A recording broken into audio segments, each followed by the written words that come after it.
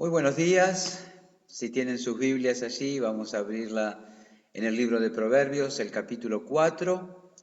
Tenemos como título para esta serie, Abramos la Biblia, hablemos de la familia. En nuestra iglesia, cada vez que celebramos un día especial relacionado con la familia, Día del Padre, Día de la Madre, Día del Niño, tomamos tiempo durante los domingos de ese mes y alguno más para repasar, para recordar, para insistir en los principios bíblicos en cuanto a la vida familiar. Consideramos que eso es sumamente importante, máxime en este tiempo donde estamos continuamente bombardeados por filosofías y corrientes de pensamiento que tienden a minar y a desacreditar o buscar desacreditar el diseño original, el diseño divino para el matrimonio, para la familia, para el hogar, para la crianza de los hijos. Y consideramos que es sumamente importante que una y otra vez los principios bíblicos relacionados con estos asuntos de la vida diaria pasen por nuestras mentes para estar equipados con la verdad tocante a estos asuntos de la vida. Así que Proverbios capítulo 4, leemos el capítulo y luego tenemos una palabra de oración. Anhelamos que el Señor use su palabra en nuestros corazones en este día. Proverbios 4.1, oíd hijos la enseñanza de un padre y estad atentos para que conozcáis cordura, porque os doy buena enseñanza, no desamparéis mi ley. Porque yo también fui hijo de mi padre, delicado y único delante de mi madre, y él me enseñaba y me decía, retenga tu corazón mis razones, guarda mis mandamientos y vivirás. Adquiere sabiduría, adquiere inteligencia. No te olvides ni te apartes de las razones de mi boca. No la dejes y ella te guardará. Ámala y te conservará. Sabiduría ante todo, adquiere sabiduría y sobre todas tus posesiones adquiere inteligencia. Engrandécela y ella te engrandecerá. Ella te honrará cuando tú la hayas abrazado. Adorno de gracia dará a tu cabeza, corona de hermosura te entregará. Oye, hijo mío, y recibe mis razones, y se te multiplicarán años de vida. Por el camino de la sabiduría te he encaminado, y por veredas derechas te he hecho andar. Cuando anduvieres, no se estrecharán tus pasos, y si corrieres, no tropezarás. Retén el consejo, no lo dejes, guárdalo, porque eso es tu vida. No entres por la vereda de los impíos, ni vayas por el camino de los malos. Déjala, no pases por ella. Apártate de ella, pasa, porque no duermen ellos si no han hecho mal, y pierden el sueño si no han hecho caer a alguno. Porque comen pan de maldad y beben vino de robos, mas la senda de los justos es como la luz de la aurora, que va en aumento hasta que el día es perfecto. El camino de los impíos es como la oscuridad, no saben en qué tropiezan. Hijo mío, está atento a mis palabras, inclina tu oído a mis razones. No se aparten de tus ojos, guárdalas en medio de tu corazón, porque son vida los que las hallan y medicina a todo su cuerpo. Sobre toda cosa guardada, guarda tu corazón, porque de él mana la vida. Aparta de ti la perversidad de la boca y aleja de ti la iniquidad de los labios. Tus ojos miren lo recto y diríjanse tus párpados hacia lo que tienes delante. Examina la senda de tus pies y todos tus caminos sean rectos.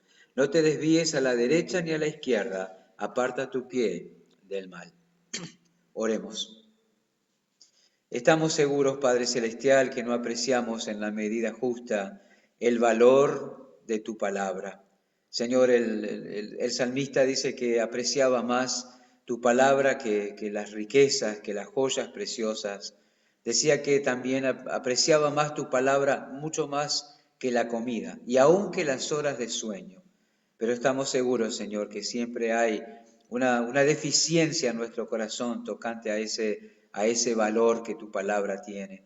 Engañados por nuestros propios corazones, obnubilados por otras corrientes de pensamiento, ocupados en cosas intrascendentes, no le damos a la Escritura el valor que realmente tiene. Te pedimos que tú nos ayudes a ser humildes ante tu palabra. Y Señor, estar equipados con la sabiduría de lo alto es una necesidad imperiosa para nosotros hoy en día. Y pedimos que tú uses este mensaje para darnos sabiduría en cuanto a la crianza de los hijos. En el nombre del Señor Jesús. Amén. Amén. Muy bien, el mayor o el mejor libro sobre la familia, sobre el matrimonio, sobre el hogar, sobre la crianza de los hijos, no hay ninguna duda, el libro de Proverbios. Si alguien se acercara a usted para decirle, ¿me recomiendas un buen libro? Mira, tengo problemas con mi esposa o tengo problemas con la crianza de mis hijos, hay algunas decisiones que tengo que tomar, hay algunos conflictos y asuntos que no sé cómo enfrentar en la vida del hogar, ¿qué libro le recomendaría? Usted recomiende sin ningún tipo de problemas el libro de Proverbios. En oportunidad nosotros hemos oído y probablemente hemos dicho que los hijos no vienen con manual y de esa forma muchos justifican sus errores o sus descuidos o su indiferencia o vaya a saber qué con ese pretexto. Los hijos no vienen con manual, pero realmente no es verdad. Nosotros tenemos el manual para la crianza de los hijos, la santa palabra de Dios, la palabra inspirada de Dios. Ahí están las instrucciones claras, las instrucciones concretas sobre los principios que regulan la vida matrimonial, la vida del hogar, la vida de la familia, la crianza de los hijos. Seguramente nadie se propone destruir un hogar. Seguramente nadie se propone arruinar una familia. Seguramente nadie se propone malograr a un hijo. Seguramente nadie se propone echar a perder un matrimonio. Pero esas cosas suceden y lamentablemente con mucha frecuencia. Y como pretexto muchas veces para justificar esas consecuencias, esos resultados, decimos, yo no sabía, yo no tuve un buen ejemplo, a mí nadie me enseñó. Pero realmente muchas veces esas cosas suceden por negarse a seguir los principios y las instrucciones dadas en la Escritura por el diseñador de la familia, del matrimonio, del hogar, nuestro Dios. Nosotros como creyentes en general y como padres particularmente deberíamos dedicarnos al estudio de las Escrituras con conciencia para conocer los principios bíblicos y depender del Espíritu Santo en la aplicación de esos principios en la vida de la familia, en la vida del hogar, en la crianza de los hijos. En los domingos anteriores hemos estado considerando el anhelo del corazón de Salomón para con su hijo. ¿Recuerdan cuál era? ¿Salomón acaso deseaba que su hijo fuera un hombre exitoso? ¿Salomón estaba trabajando y anhelaba que su hijo fuera un hombre conocido? Salomón tenía el deseo quemante en su corazón de que su hijo fuera un hombre próspero. Salomón miraba al futuro y anhelaba ver a su hijo como un hombre respetado. Las expectativas que tenía Salomón en cuanto a su hijo era que llegara a ser un hombre influyente en la sociedad en la cual se movía, vivía, se desempeñaba. No, nosotros leemos en la Escritura que el anhelo profundo del corazón de Salomón era que su hijo fuera sabio. Él lo menciona en este libro de Proverbios, en el capítulo 23, versículo 19. Oye, hijo mío, y sé sabio, y endereza tu corazón al camino. No estés con los bebedores de vino ni con los comedores de carne, porque el bebedor y el comilón empobrecerán y el sueño hará vestir vestidos rotos. Y en capítulo 27, versículo 11 del mismo libro de Proverbios, Salomón se expresa en esta forma: sé sabio, hijo mío, y alegra mi corazón, y tendré que responder al que me agravie. El anhelo de Salomón era llegar al final de sus días y ver a su hijo proceder con sabiduría. No era el anhelo de Salomón llegar al final de sus días, entrar al living de su hogar y mirar las paredes tapizadas con diplomas y con certificados tocante a los logros académicos, a los logros económicos, a los logros laborales, a los logros universitarios de su hijo. Y aquello lo iba a hacer henchir de orgullo y de satisfacción. Este es mi hijo, estas son las cosas que ha logrado. No, el anhelo de Salomón era ver a su hijo proceder con sabiduría. Y tomando palabras del Nuevo Testamento, como leemos en 2 Timoteo 3:15, Pablo dice que desde la niñez has sabido las sagradas escrituras, las cuales te pueden hacer sabio para la salvación que es en Cristo Jesús. Y continúa diciendo, toda la escritura es inspirada por Dios y útil para enseñar, para redarguir, para corregir, para instruir en justicia, a fin de que el hombre de Dios proceda con madurez, esté equipado para todo buen obrar. El anhelo de Salomón era que su hijo fuera sabio. Llevando eso a términos del Nuevo Testamento, el anhelo nuestro como padre debe ser que nuestro hijo sea sabio para la salvación, habiendo puesto su confianza en Cristo, y sabio para la vida, tomando decisiones y conduciéndose de acuerdo a los principios de la Escritura. un hijo sabio. Ese era el anhelo de Salomón. Y luego de considerar eso, hemos estado considerando cómo se instruye a un hijo para que llegue a ser sabio. ¿Cuáles son los factores? ¿Cuáles son los aspectos? ¿Cuáles son los principios que detalla la Escritura en cuanto al cómo instruir a un hijo para que llegue a ser sabio? En primer lugar, nosotros hicimos hincapié ya el domingo pasado que para instruir a un hijo a fin de que sea sabio, hay que amarlo. Hay que instruirlo con amor. Y prestamos atención a las expresiones cariñosas, a las expresiones cálidas, a las expresiones amorosas de Salomón para con su hijo aquí en este capítulo. En capítulo 4, versículo 10 de Proverbios dice, oye, hijo mío, y recibe mis razones. En capítulo 4, versículo 20 dice, hijo mío, está atento a mis palabras, inclina tu oído a mis razones. Hay un trato cariñoso, hay un trato cálido, hay un trato tierno de Salomón para con su hijo. Eso no lo vemos siempre. Palabras groseras, tratos violentos, tratos hoscos, tratos ásperos, palabras humillantes, esas cosas abundan lamentablemente en el trato hoy entre los padres, de los padres para con sus hijos. Pero para instruir a un niño a fin de que llegue a ser sabio, tiene que hacerse esa instrucción con amor, tiene que ser amándolo. Ahora uno dice, ¿es necesario decir esto, pastor? ¿Es necesario realmente insistir en que el padre debe amar a los hijos? ¿Es necesario realmente insistir en que un padre debe tener como motivación para llevar adelante esa tarea de crianza el amor? Por supuesto que sí. Y es absolutamente necesario, porque hay hombres que aman muchas cosas, pero no necesariamente aman a sus hijos como deberían, hablando en términos bíblicos. Por supuesto que no estamos hablando del amor que el mundo enfatiza o aquello que el mundo considera amor, sino que estamos hablando de amor en términos bíblicos.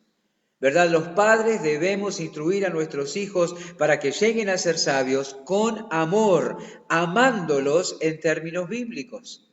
No deja de sorprendernos que Pablo señala en su carta a Tito que las mujeres mayores de la iglesia deben enseñar a las mujeres jóvenes a amar a sus hijos. Las madres deben enseñar a sus hijas y a sus nueras a amar a sus hijos. Las mujeres mayores de la iglesia que ya han criado a sus hijos, que ya han pasado por esa etapa en la vida, deben dedicar tiempo a instruir a las mujeres jóvenes que recién están dando sus primeros pasos en la maternidad, que recién están empezando a criar a sus hijos. Deben enseñarles a ellas cómo amarlos. ¿Cuántas cosas hay que aprender en cuanto a los hijos, verdad? ¿Cuántas cosas hay que aprender en cuanto a la relación, en relación a la crianza y el crecimiento y las necesidades de los hijos desde el momento que son concebidos? Todos los detalles del embarazo, todos los detalles del parto, todos los detalles de las primeras semanas, ¿verdad? El cuidado de la piel, la alimentación, las vacunas, las posibles enfermedades, los cambios de temperatura, los cambios de ambiente, las condiciones en que debe dormir. ¿Cuántas cosas, cuántos detalles hay que manejar en cuanto a la crianza de los hijos? Pero también es necesario aprender a amarlos. Es necesario aprender a cuidarlos, es necesario aprender a alimentarlos, es necesario aprender a bañarlos, es necesario aprender a cambiarles los pañales, es necesario aprender a cuidarlos durante la noche, pero es necesario aprender a amarlos. ¿Le ha pedido usted a alguien, madre, que le enseñe a amar a sus hijos?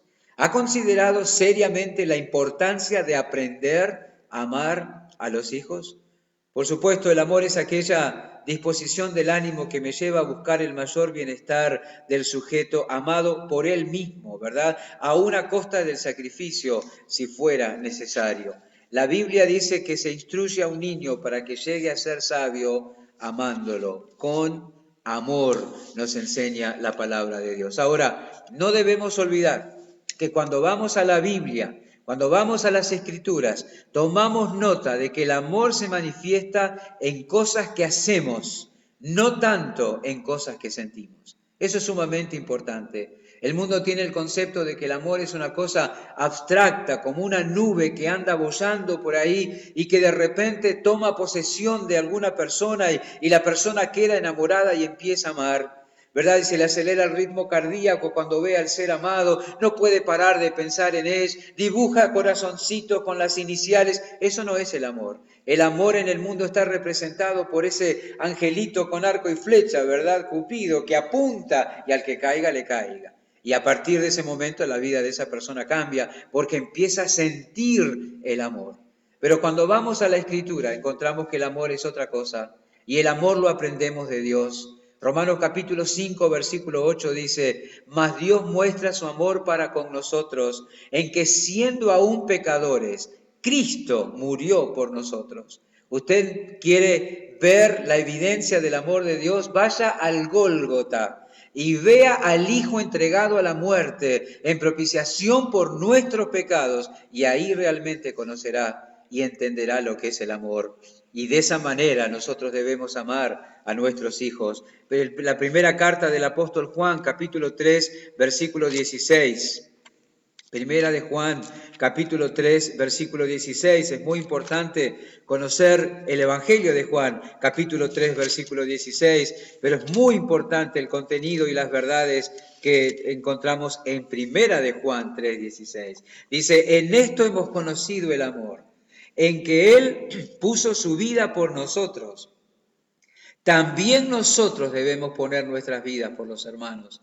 Pero el que tiene bienes de este mundo y ve a su hermano tener necesidad y cierra contra él su corazón, ¿cómo mora el amor de Dios en él?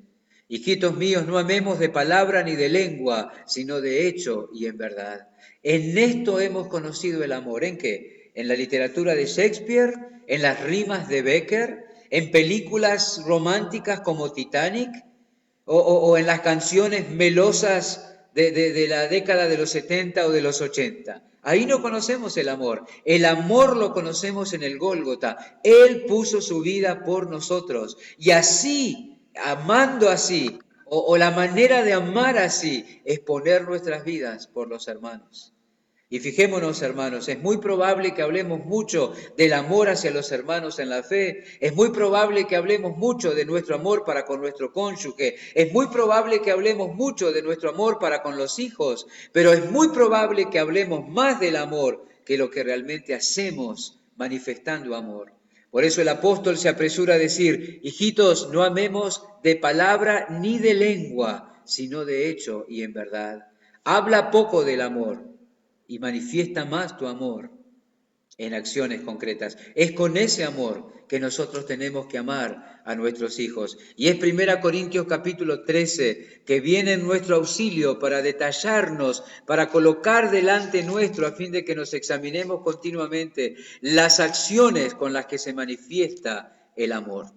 1 Corintios capítulo 13, vamos a prestar atención solamente a una de esas acciones que manifiestan el amor, a una de esas acciones que debemos nosotros desarrollar si realmente amamos a nuestros hijos. Y dice en 1 Corintios capítulo 13, versículo 4, el amor es sufrido.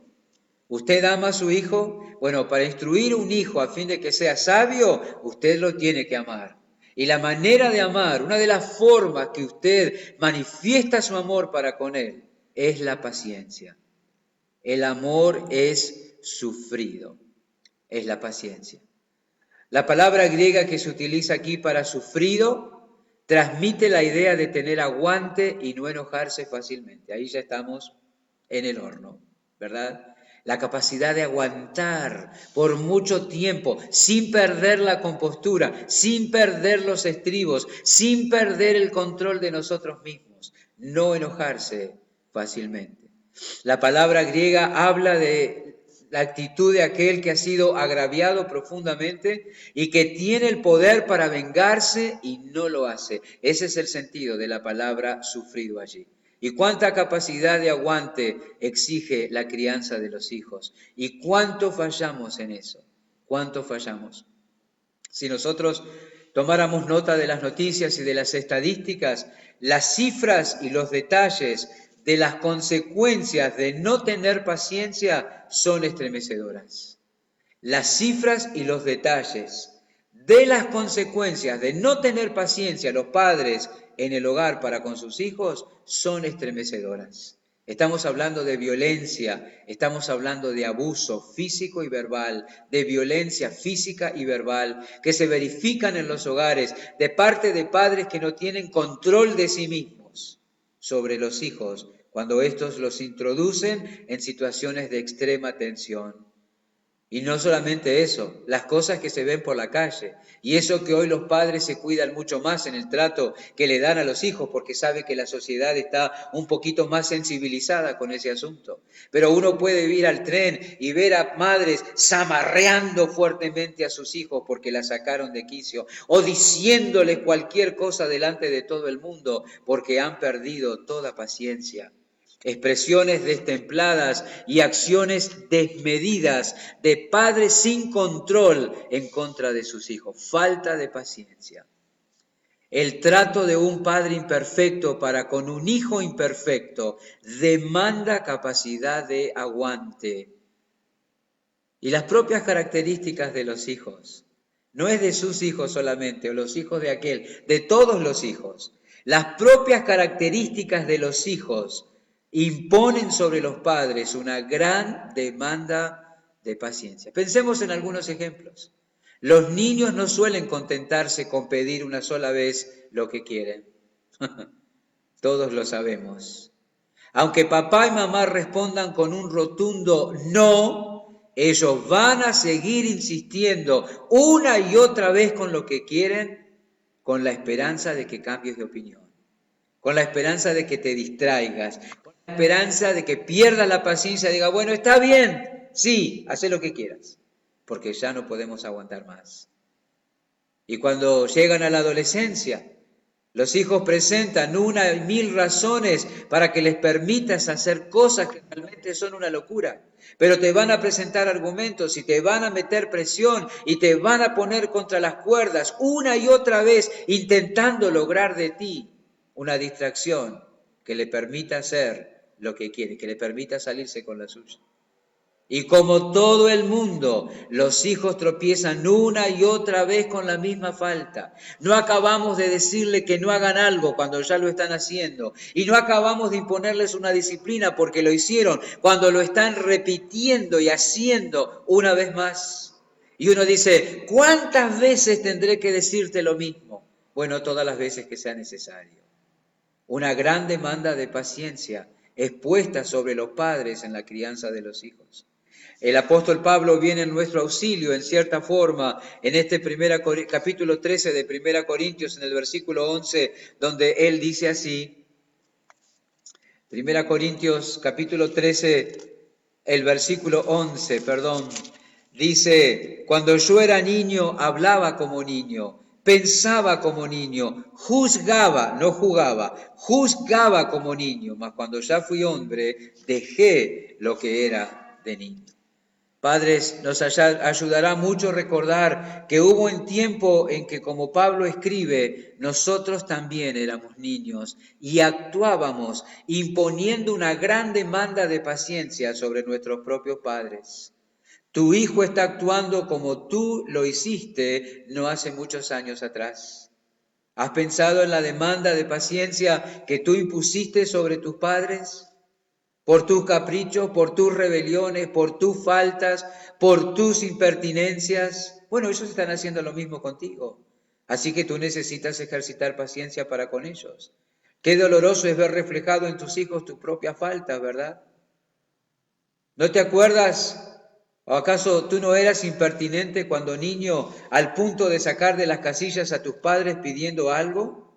¿Tú no llegaste a pensar jamás que tus padres no entendían ni tus necesidades, ni tus sueños, ni tus problemas cuando eras adolescente? ¿No llegaste a pensar que tus padres eran las personas más odiosas del mundo por cuanto no te dejaban salirte con la tuya, aunque insistías una y otra vez imponiéndoles una gran demanda de paciencia? Claro que sí. Recordar eso, padres, nos ayudará a comprender por qué se comportan así nuestros hijos y por qué necesitan de nuestra paciencia. Y déjeme decirle una cosa, ese trato paciente se va a reflejar, ¿sabe cómo? ¿Sabe cómo se va a ver particularmente si usted es paciente? Si su amor es, como dice la Biblia, si el amor que usted tiene para con sus hijos incluye la capacidad de aguante. La mejor forma de evidenciar que uno es paciente es en la manera que les vas a hablar a tus hijos cuando ellos te demanden paciencia. Cómo tú les hables a tus hijos en situaciones de tensión va a demostrar y manifestar si realmente eres paciente. Cómo tú les hables a tus hijos en momentos en que generan ellos una situación de tensión, va a poner en evidencia si realmente los amas en sentido bíblico o no. Y déjeme decirle que Colosenses capítulo 4, versículo 6 es pertinente en este contexto, se aplica perfectamente. A veces los creyentes tenemos la idea errónea de que los principios para la vida diaria, los principios que deben regir nuestra relación con otras personas, que se detallan en las epístolas de Pablo, en las epístolas del Nuevo Testamento, tienen que ver particularmente con el trato que le damos a los hermanos en la iglesia. Pero déjeme decirle que no. Todas esas actitudes que se detallan en las epístolas, que nosotros debemos ejercitar y manifestar en relación a los hermanos en la iglesia, deben ser desarrolladas en el seno del hogar. Es el hogar, en el trato con el cónyuge y en el trato con los hijos, el campo de entrenamiento, el gimnasio donde desarrollamos las cualidades que luego vamos y mostramos en relación a los hermanos en la fe. Así que si tú quieres ser paciente con los hermanos en la fe, entonces debes desarrollar esa cualidad primeramente en el trato con tu cónyuge y en el trato con tus hijos. Es allí. Y Colosenses 4:6 nos habla de la forma de responderle a cada uno. Dice, sea vuestra palabra siempre con gracia, sazonada con sal, para que sepáis cómo debéis responder a cada uno. Fíjense que dice, sea vuestra palabra siempre, no solamente en el seno de la iglesia cuando estamos con los hermanos en la fe, no solamente afuera cuando estamos tratando con los incrédulos, repitiendo la palabra, tratando de evangelizarlos. Dice, para que sepáis cómo debéis responder a cada uno, no solamente en la iglesia cuando tengamos un conflicto con algún hermano, no solamente afuera cuando alguien presenta argumentos en contra del evangelio, sino en casa, en esos momentos de tensión que se generan por la conducta de los hijos mientras los estamos criando. Y dice que en esos momentos de tensión que genera la conducta de los hijos mientras los estamos criando, debemos responderles con gracia, con palabras sazonadas con sal. Debes saber, debes estar preparado, debes desarrollar la capacidad de responder a tus hijos correctamente cuando se dan esas situaciones de tensión. ¿Cuántas cosas horribles han oído y oyen muchos hijos de sus padres enojados? Sin embargo, aquí dice, sea vuestra palabra siempre con gracia, sazonada con sal, para que sepáis cómo debéis responder a cada uno. ¿A usted le gusta la comida sin sal? Bueno, en casa mi esposa Gabriela cocina siempre sin sal, porque por un problema de salud, por una cuestión de salud. Pero yo creo que a las personas que les gusta comer sin sal, las personas que les gusta comer sin sal son un espécimen raro, ¿no es cierto? Porque la sal en su justa medida realza los sabores y hace apetecible, deleitoso al paladar lo que estamos degustando, ¿verdad? Ahora, aquí dice que las palabras nuestras, siempre y para con todos, deben ser con gracia. Eso significa que deben extender gracia. Lo que le decimos a nuestros hijos cuando están portándose mal, lo que le decimos a nuestros hijos cuando nos están exigiendo algo que ya hemos dicho que no, lo que les decimos a nuestros hijos cuando repiten una mala conducta, debe ser pensando en el bienestar de ellos y no solamente como un desahogo emocional. Muchas veces cuando reaccionamos con los hijos, cuando se están portando mal, no tiene nada que ver lo que decimos con el interés por ellos, por corregirlos, por enseñarlos, por consolarlos, por redarguirlos, por reprenderlos, por enseñarlos. Tiene que ver más que nada con sacarnos todo eso que se ha generado en nuestro interior por la mala conducta y por la mala situación. No debe ser así. Las palabras deben ser con gracia. Y no solamente eso, sazonadas con sal, con sabor, apetecibles, palabras envueltas en tal amabilidad y en tal lógica que se hagan o que sean bien recibidas. Mucho de lo que los padres llaman hoy corrección no es otra cosa que ataques. Muchos muchos padres lo que hacen cuando sus hijos se portan mal es lanzarse sobre ellos en lugar de acercarse con paciencia, con palabras de gracia sazonadas con sal para corregirlos y instruirlos en la sabiduría. El cansancio, el horario recargado, las necesidades insatisfechas, los conflictos entre los esposos atentan contra la posibilidad de tranquilizarnos y acercarnos de la manera adecuada al hijo, ¿verdad?, que está imponiendo una demanda de paciencia sobre nosotros. Es interesante la cadena que se da muchas veces en nuestros hogares. El jefe en el trabajo tuvo algún problema y trató mal al padre de familia. El padre de familia sale de su trabajo molesto, inquieto, malhumorado por el trato que recibió allí y cuando llega al hogar maltrata a su esposa. Su esposa se considera tratada injustamente, se vuelve irascible y el primer hijo que encuentra en el camino descarga sobre él su inquietud y su dolor emocional. Ese hijo da una vuelta por la casa, se encuentra con su hermano y él está dolorido porque su mamá lo trató de una forma que no entiende y él trata mal a su hermano. Y su hermano, consciente de que ha sido maltratado, encuentra al gato y se la agarra con él. Y todavía, ¿quién sabe qué le pasó al jefe en su casa antes de venir al trabajo que desencadenó todo este proceso? Hay mucha descarga emocional en los hogares, en esas situaciones de tensión, en vez de instrucción en pos de la sabiduría de los hijos. Hay una palabra que en ocasiones pasamos por alto, ¿verdad? En Deuteronomio capítulo 6, que es uno de los pasajes que utilizamos y tenemos como referencia en cuanto a la crianza de los hijos. Deuteronomio capítulo 6.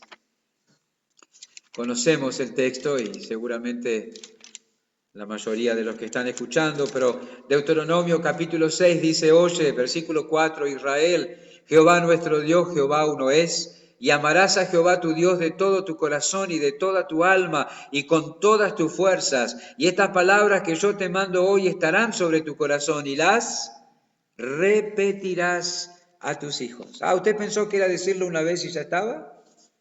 No, las repetirás a tus hijos.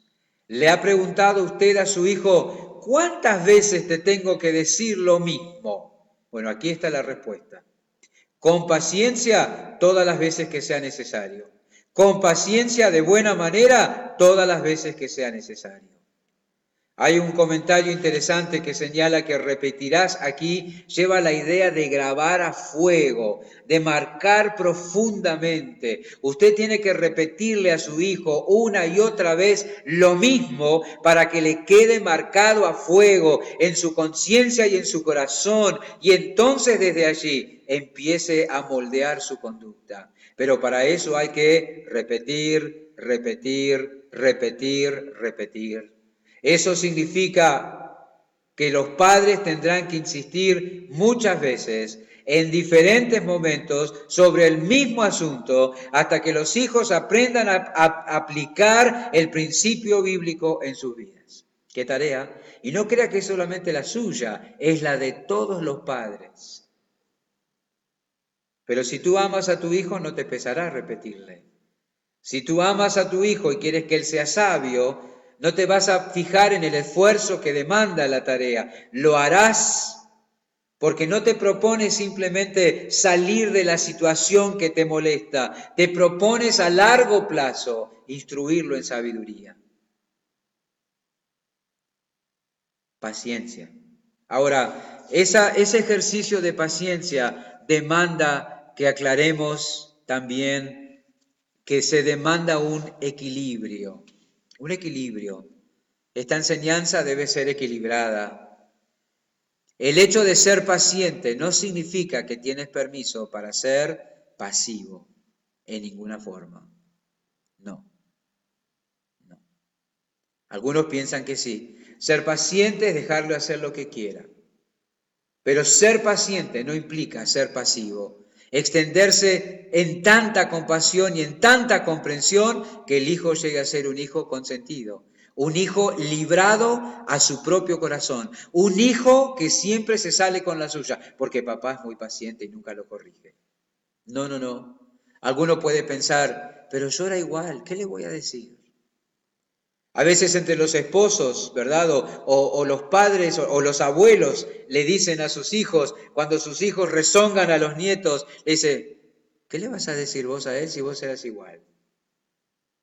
A mí me sacaste canas verdes. ¿Qué le vas a decir vos ahora a tu hijo?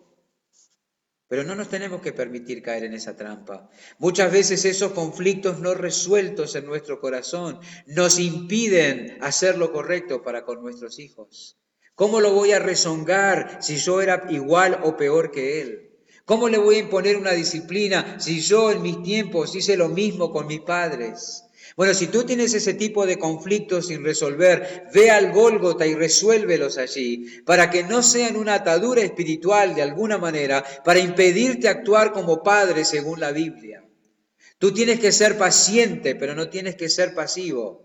Y no tienes que encontrar en tus errores del pasado o en los errores del pasado de tus padres o en el recuerdo de tus fracasos, no tienes que encontrar pretexto para no actuar correctamente. Debes ir al Gólgota y resolverlos allí. La Biblia dice que si tú no corriges a tu hijo pacientemente y lo dejas librado a su propio corazón, llegará a ser consentido y no solamente eso, te acarreará vergüenza.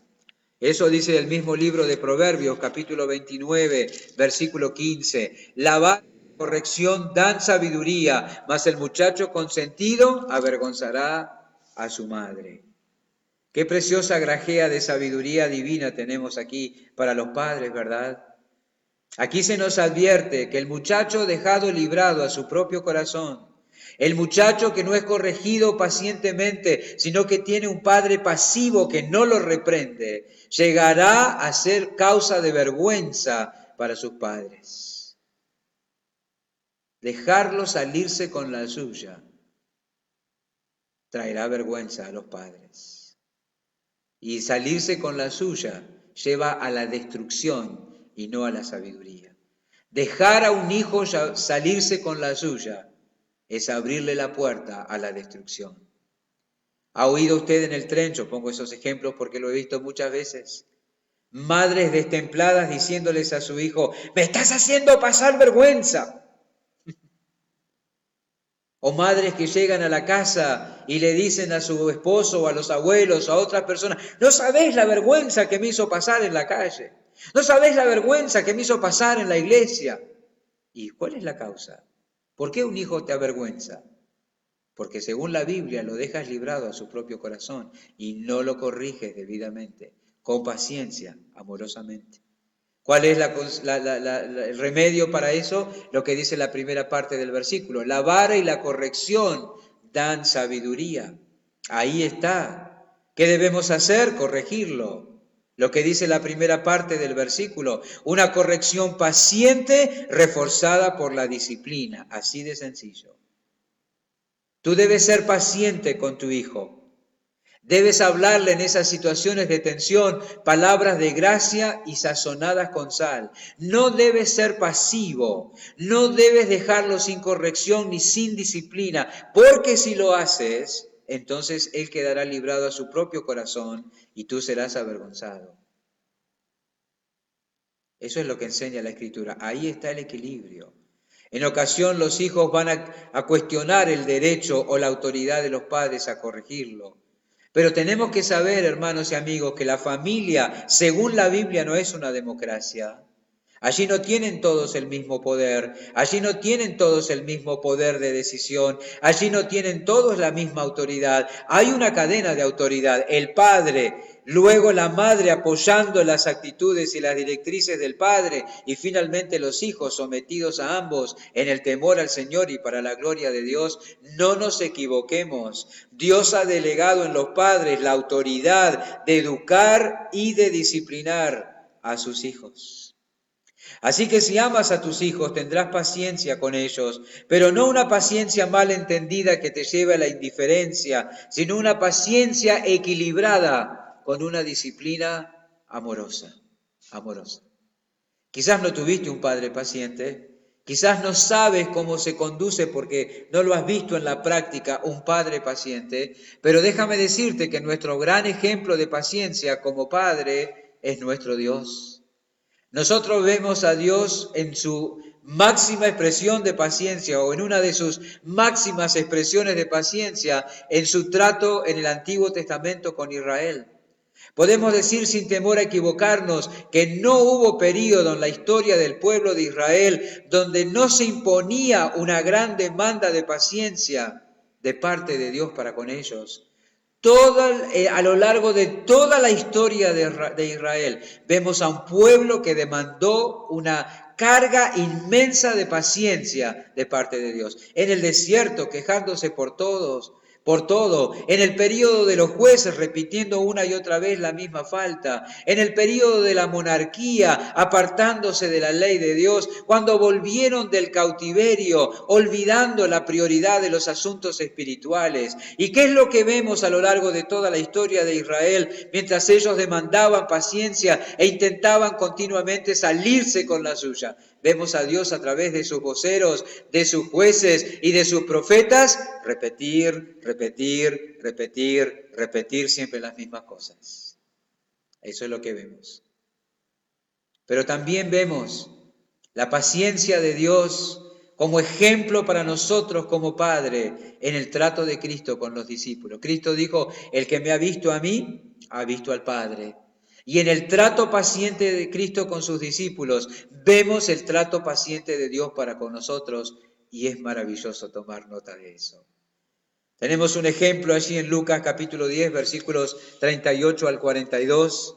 El Evangelio de Lucas, el capítulo 10, los versículos 38 al 42, una lección, una escena que conocemos, por la que hemos pasado una y otra vez, una situación conocida para la mayoría de nosotros seguramente. Lucas capítulo 10, versículo 38. Aconteció que yendo de camino entró en una aldea y una mujer llamada Marta le recibió en su casa. Esta tenía una hermana que se llamaba María, la cual sentándose a los pies de Jesús oía su palabra. Pero Marta se preocupaba con muchos quehaceres y acercándose dijo, Señor, ¿no te da cuidado que mi hermana me deje servir sola? Dile pues que me ayude. Respondiendo Jesús le dijo, Marta, Marta, afanada y turbada estás con muchas cosas, pero solo una cosa es necesaria, y María ha escogido la buena parte, la cual no le será quitada. Ahí tenemos dos hermanas, una interesada por lo práctico, por lo terrenal, por lo material, por la comida, la otra interesada por lo eterno, por lo espiritual, por las cosas del alma. Marta, una mujer sencilla y práctica, estaba más preocupada porque todo estuviera bien, porque Cristo se sintiera cómodo, porque degustara una rica comida. Estaba más preocupada por eso que por disfrutar de la presencia de Cristo en su casa. Era la menos espiritual. Marta era menos espiritual. Le interesaba lo terrenal. María no importaba qué había en la mesa para el Señor Jesús, lo importante era aprovechar que Él estaba ahí y verlo y conocerlo y recibir su enseñanza y conocer del Padre y conocer de lo eterno y gloriarse y regocijarse en la presencia del Maestro. Marta se atrevió aún a increpar a Jesús. Señor, ¿no le dices nada a mi hermana que no me viene a ayudar? ¿Y qué hizo Jesús? Él la reprendió con palabras de gracia sazonadas con sal. La corrigió amorosamente, haciéndole ver que siempre lo más importante es lo que nos haga crecer espiritualmente. Eso fue. Él no la despreció, Él no la avergonzó. No le dijo a María, no sé cómo podés vivir con ella que es tan poco espiritual. ¿Qué comunión pueden tener ustedes? ¿Cómo la tolerás? No le habló en esa forma. Nosotros hablamos así de los que son menos espirituales. Pero él sabía que ella no había alcanzado el nivel espiritual en el que se daría cuenta que las cosas no eran como ella pensaba. Él entendió que a ella le faltaba crecer y estuvo dispuesto a darle tiempo, animándola a crecer. Qué maravilloso. ¿Cuántas veces el Señor ha ejercitado su paciencia en esa forma con nosotros? ¿verdad? Pero también tenemos otro ejemplo, Marcos capítulo 8, versículo 14. Marcos capítulo 8, versículo 14. Leemos allí de otra experiencia donde se manifiesta esta maravillosa paciencia de Dios para con nosotros. Marcos 8, 14. Habían olvidado de traer pan y no tenían sino un pan consigo en la barca. Y él les mandó diciendo, mirad, guardaos de la levadura de los fariseos y de la levadura de Herodes. Y discutían entre sí diciendo, es porque no trajimos pan.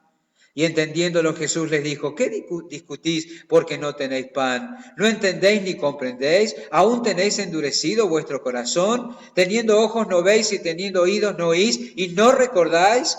Cuando partí los 5 panes entre 5.000, ¿cuántas cestas llenas de los pedazos recogisteis? Y ellos dijeron, 12. Y cuando los 7 panes entre 4.000, ¿cuántas canastas llenas de los pedazos recogisteis? Y ellos dijeron, 7. Y les dijo, ¿cómo aún no entendéis? Aquí vemos a Jesús ejercitando paciencia, no con uno menos espiritual como en el caso de Marta, sino con aquel que le cuesta comprender.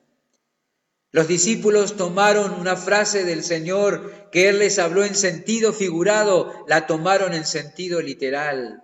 Él les dijo, guardaos de la levadura de los fariseos y de los de Herodes. Y dijeron, ¿levadura? ¿Levadura? ¿Qué se hace con levadura? Pan. Ay, debe estar diciendo eso porque no trajimos pan y ahora no tenemos nada para comer en el viaje. Él les estaba hablando de algo que les dañaba el alma. Él quería que estuvieran advertidos de que la enseñanza de los fariseos y la enseñanza de los que seguían a Herodes eran enseñanzas dañinas, que si encontraban lugar en sus almas, en sus mentes, los perjudicarían interiormente. Y les dijo, tengan cuidado de no prestar atención y no dar lugar en sus mentes a esas enseñanzas, porque eso es como una levadura, va a corromperse y los va a corromper. Pero ellos no entendieron. Pensaron que los estaba rezongando porque no tenían pan. Y él los reprendió cariñosamente. ¿De verdad creen, les dijo, que no tener pan es un problema?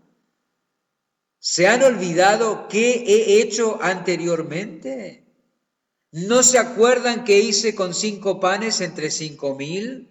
¿No se acuerdan qué hice con 7 panes entre 4.000? Y ustedes están pensando que yo los estoy reprendiendo porque no trajeron pan. ¿Se olvidan que yo me he comprometido con el cuidado y la provisión de los míos? ¿Qué está diciendo? Si es necesario y no tenemos pan, hago un milagro. Cristo está repitiendo.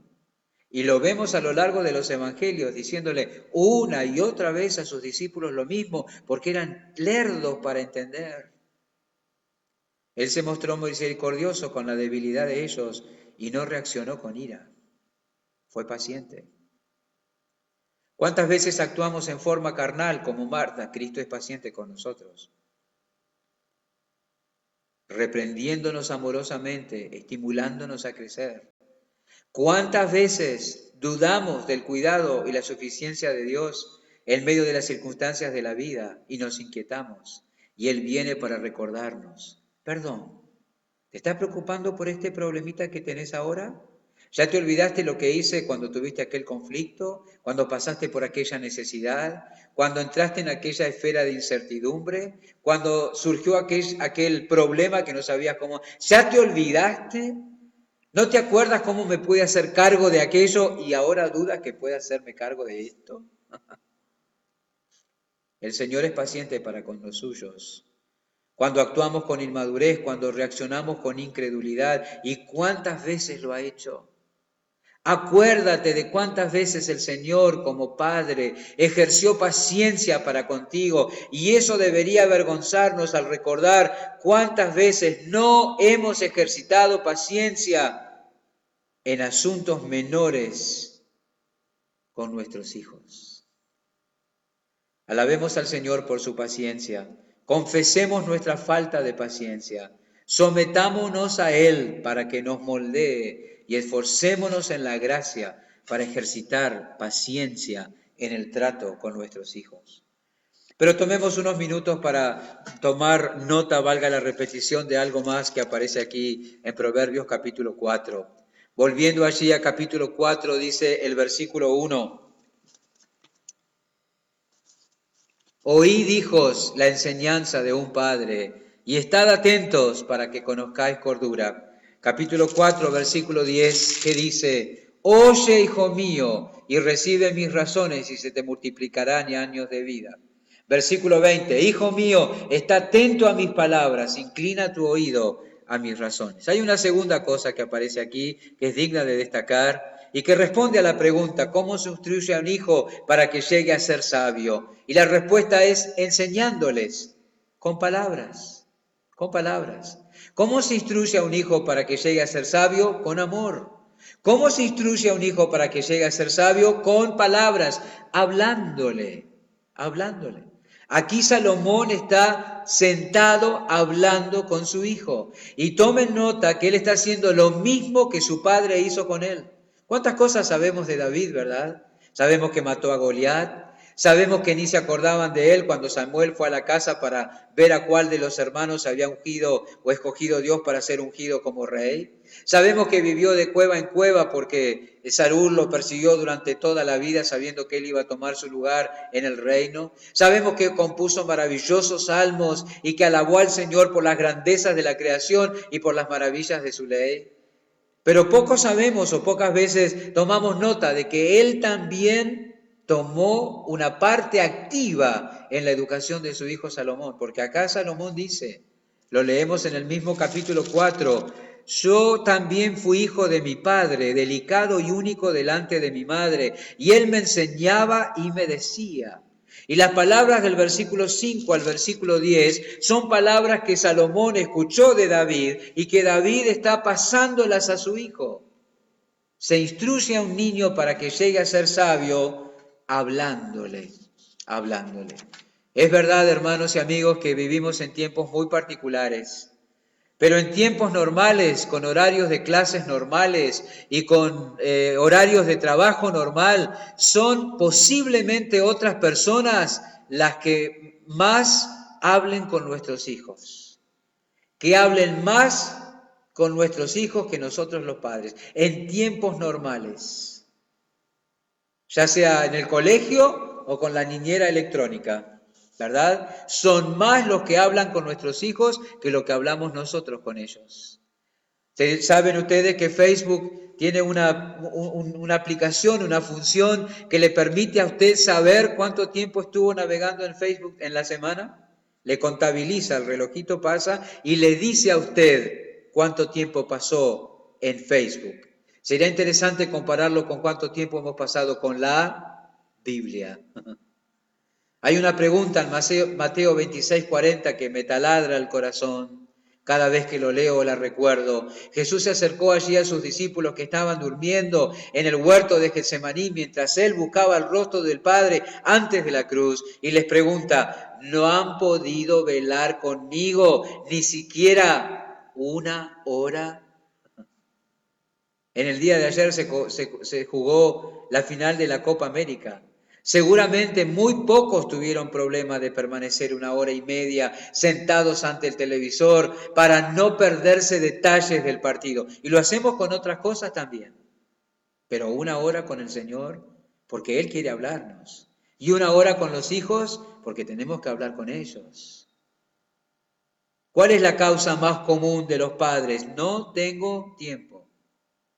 Pero cuando vamos a Deuteronomio capítulo 6, no habla de hacer tiempo, sino de aprovechar las actividades de la vida diaria para conversar con los hijos, compartiendo los principios de la ley de Dios y sus aplicaciones.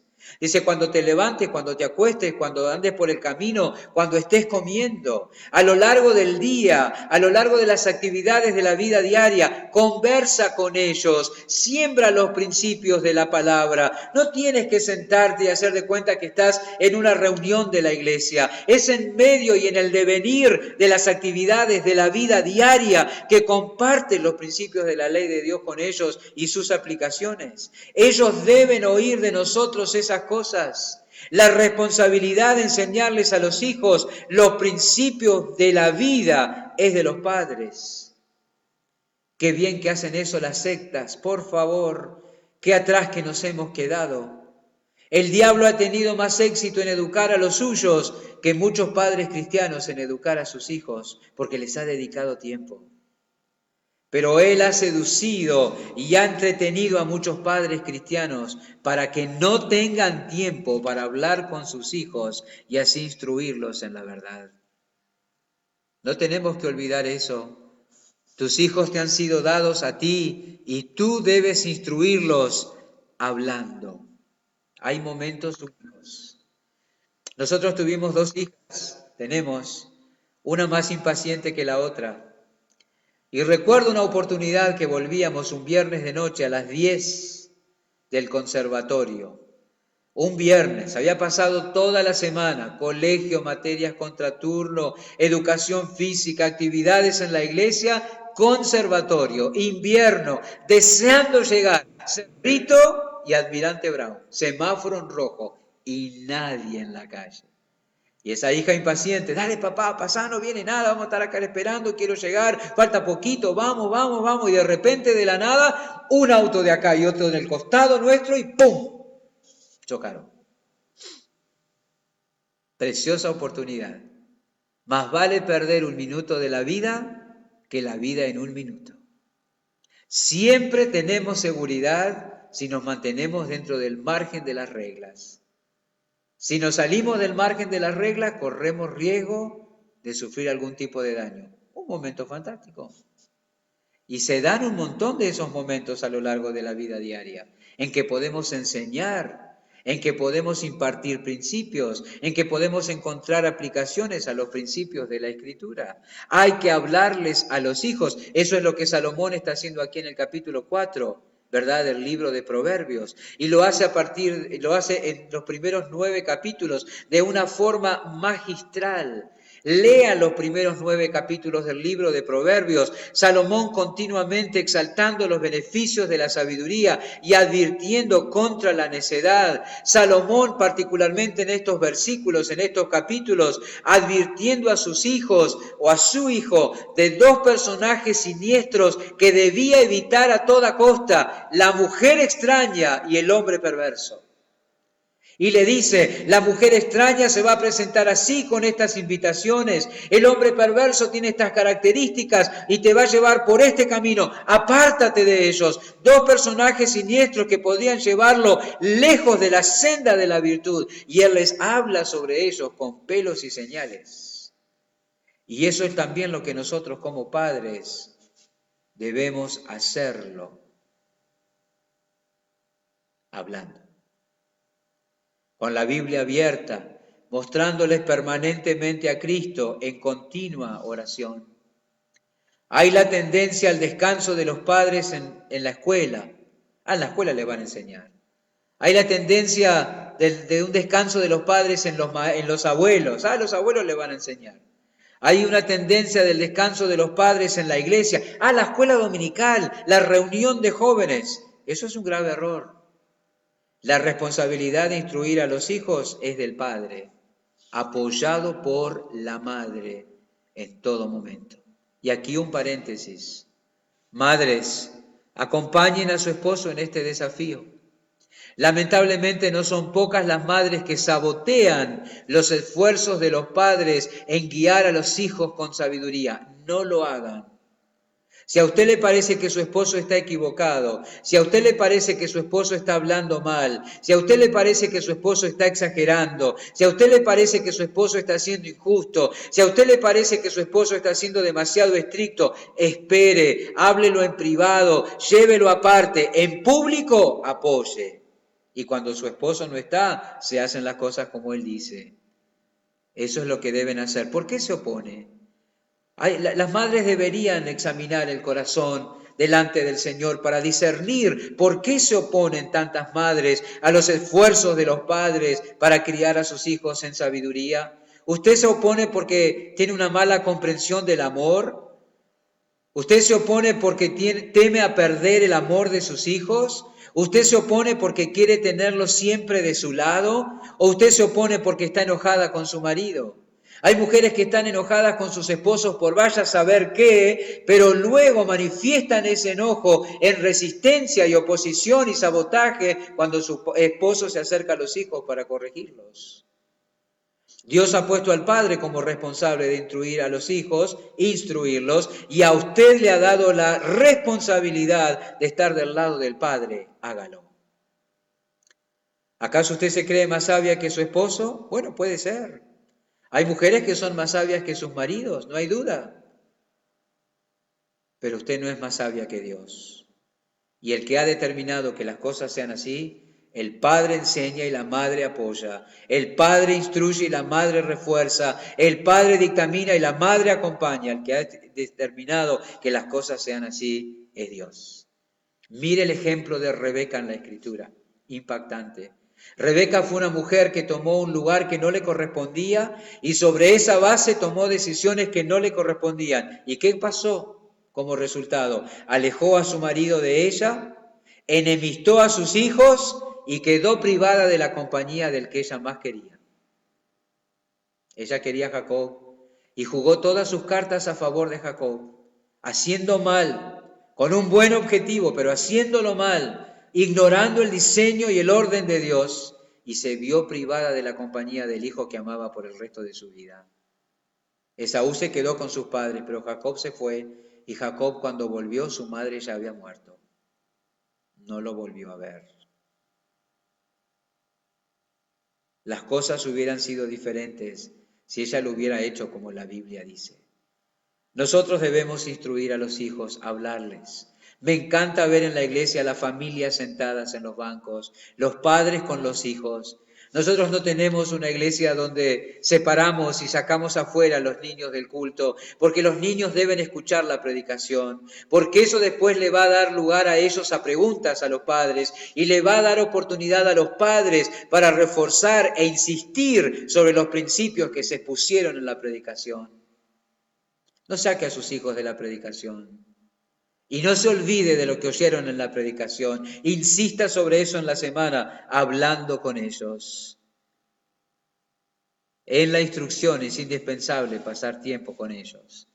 Y en esto, hermanos y amigos, no hay mejor instrucción que la que es secundada por un buen ejemplo. Hable con sus hijos y que ellos vean en su vida aquello que usted les está enseñando. Eso es fundamental. Permítame decirle que la tarea de criar hijos en el temor de Dios no es sencilla. Cuando miramos las implicaciones en la Escritura, es una tarea a todas luces apabullante. Pero nunca olvide que Dios le va a pedir cuentas a usted como padre, no por el resultado, sino por el proceder. Asegúrate de hacerlo bien. ¿Cómo se instruye a un hijo para que llegue a ser sabio para la salvación y para la vida? Con amor y hablándole. Asegúrate de hacerlo bien. Si tu hijo no llega a ser salvo, escucha bien, si tu hijo no llega a ser salvo, sino que será porque permaneció en el pecado y no fue al Salvador. Lo repito, si tu hijo no llega a ser salvo, será porque permaneció en el pecado y no fue al Salvador. Pero tú asegúrate de haberle hablado de su pecado y de haberle presentado al Salvador. Si tu hijo no llegó a ser sabio, sino en incredulidad rechazó los principios de Dios para la vida y siguió los dictados de su corazón, bueno, eso es problema de él. Pero asegúrate de que tú le has repetido los principios bíblicos con paciencia amorosa y disciplina que refuerza la corrección. Asegúrate de hacerlo bien. Hay dos maneras de criar a los hijos. Usando armas naturales, la violencia, el soborno, la indiferencia, el chantaje, lo que sea, o usando las armas espirituales, los principios de la Biblia, la palabra de Dios. En todo caso, resumiendo, es un asunto de fe o incredulidad. Tú crees que la manera de Dios es, como Dios dice y que es la correcta, entonces actuarás en base a eso. Pero si tú dudas, de la verdad de Dios, actuarás en base a tu propio corazón. Por eso la advertencia de Hebreos es tan pertinente. Mirad, hermanos, que no haya ninguno de vosotros corazón malo de incredulidad, porque si eres incrédulo en cuanto a la verdad de Dios, eso afectará también la manera en que crías a los hijos. Es mentira que los hijos vienen sin manual. Hay un manual, la palabra de Dios. Estúdiala, confía, cíñete a ella, ponla en práctica y ora mientras crías a tus hijos en el temor de Jehová. Padre, gracias. Utiliza tu palabra en el corazón de cada uno de los que oyen para tu gloria. En el nombre precioso de Jesús. Amén. Que Dios les bendiga a lo largo de la semana que tenemos por delante.